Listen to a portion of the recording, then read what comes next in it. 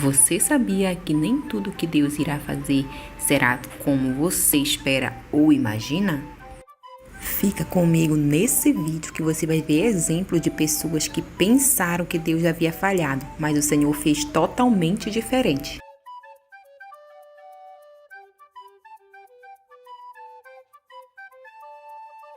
Muitas pessoas na Bíblia passaram por momentos onde pensaram que a promessa de Deus seria cumprida de uma maneira, mas Deus fez de outra. O primeiro caso é de Abraão e Sara.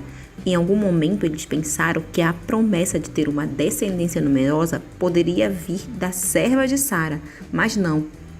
Mesmo na velhice do casal, Deus agiu de forma milagrosa. Às vezes parece que está demorando, não é? Mas fique calmo. Tudo acontece no tempo determinado por Deus. Outro exemplo foi Naamã. Ele era um herói de guerra, o comandante do exército do rei da Síria e também inimigo dos israelitas. Era um homem honrado e bom, porém ele ficou leproso. E não sei se você sabe, mas naquela época as pessoas leprosas eram muito temidas a ponto das pessoas ficarem isoladas e serem rejeitadas totalmente pela sociedade. Segundo Reis, capítulo 5, nos conta a história de um homem que passa em um período difícil para Israel, grandes mudanças, lutas internas e pressão externa. Israel era liderado por Jorão, um rei mau que levou o povo a pecar, homem que não confiava em Deus. Nessa época, os sírios frequentemente atacavam Israel e durante um desses ataques, junto com os cativos, levam também uma menina que passou a servir a mulher de Naamã. E quando a menina soube da doença do comandante, logo falou para sua senhora: se o meu senhor procurasse o profeta que está em Samaria, ele o curaria da lepra. Olha que tremendo, uma menina que conhecia o poder de Deus através do profeta. Esse profeta era nada mais, nada menos que Eliseu. Ao saber disso, Naamã correu para contar ao seu rei, que prontamente se dispôs a escrever uma carta ao rei de Israel comunicando a visita de Naamã. Isso porque, como eu disse, eram povos inimigos. Obviamente, Jorão, o rei de Israel, não confiou em Deus e se desesperou, achando que isso seria um ataque. Agora que conhece todo o contexto, preste atenção no texto que, obviamente, eu sugiro que você leia na íntegra. E quando o poderoso Naamã chegou até a casa de Eliseu, o que aconteceu? O profeta pediu para um mensageiro dizer ao comandante: vá e lave-se 7 vezes no rio Jordão. Sua pele será restaurada e você será purificado. A reação de Naamã foi ficar completamente indignado e ele foi embora dizendo: eu estava certo, ou seja, eu pensava, tinha expectativa de que o profeta sairia para me receber, invocaria em pé o nome do Senhor e o seu Deus me moveria a sua mão sobre o lugar afetado e me curaria. E foi embora furioso. E você pode se perguntar, e o que isso tem a ver comigo? Acredito que isso pode ter acontecido alguma vez na vida de muitas pessoas. Naamã criou uma expectativa completa de como ele seria recebido, como o profeta iria orar e como Deus iria fazer o milagre. Você nunca passou por isso?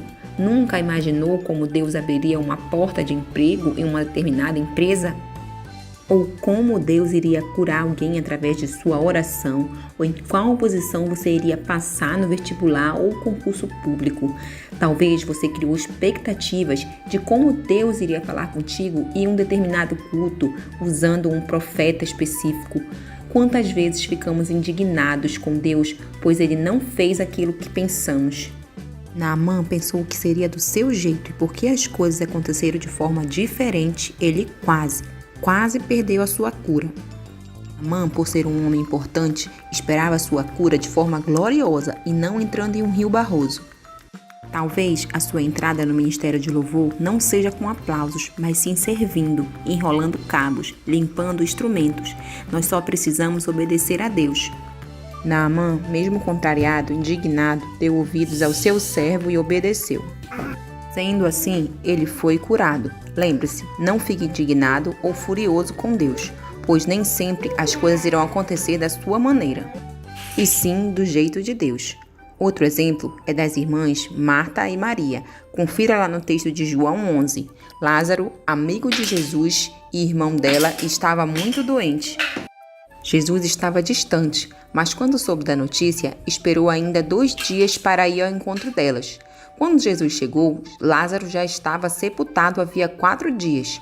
Quando Marta ouviu que Jesus estava chegando na cidade, foi correndo ao seu encontro. E veja o que ela disse a Jesus. Senhor, se o Senhor estivesse aqui, o meu irmão não teria morrido. Como se Jesus tivesse chegado atrasado. Como se Jesus fosse o culpado. Jesus ainda lhe fala que ele ressuscitaria, mas ela pensou que ele estava se referindo à ressurreição do último dia e não àquele momento. Quando Maria encontra Jesus, não foi muito diferente. As primeiras palavras da irmã ao mestre foram de cobrança.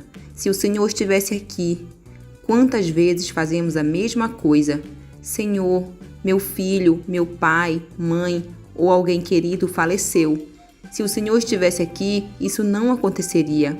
Aonde o Senhor estava? Algumas vezes não foram queridos que faleceram, mas nossos sonhos que foram sepultados.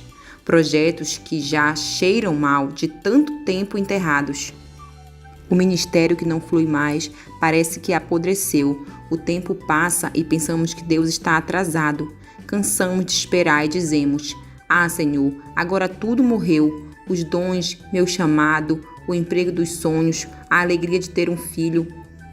Nós achamos que Jesus está atrasado e largamos tudo.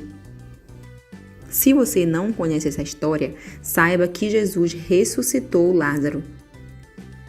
Confere lá o texto. Portanto, quero te dizer uma coisa nesse vídeo. Deixe Deus ressuscitar os seus sonhos, planos, chamados e dons. Não diga que eles estão fedendo. Não perca a esperança. Deus não chega atrasado. Não foi no tempo em que Marta e Maria pensaram. Elas achavam que Jesus tinha que curar Lázaro enquanto ele estava doente, mas Jesus quis fazer em outro tempo e de outra maneira. Jesus queria fazer algo muito maior e ressuscitar Lázaro. Às vezes, quando tudo parece estar perdido, precisamos confiar. Deus fará no tempo dele. O Senhor pode ressuscitar tudo aquilo que você enterrou, pensando que já estava morto. Aleluia! O último exemplo se encontra em Lucas 24, 13 ao 35. Leia lá. Logo após a morte de Jesus, esses 2 discípulos deixaram Jerusalém e estavam indo para Emaús. No caminho, conversavam a respeito das últimas coisas, até que Jesus aparece a eles, mas eles não o reconhecem. Olha que interessante, Jesus conversa com eles, mas eles estavam tristes demais para notar a presença de Jesus. A decepção nos deixa cegos. Esses discípulos pensavam que o Messias fosse um libertador, um líder militar ou um político que ia fazer grandes revoluções. Então, Jesus morre e a esperança deles morre junto. Estavam tão frustrados, pois a tão sonhada redenção não aconteceu da forma que esperavam.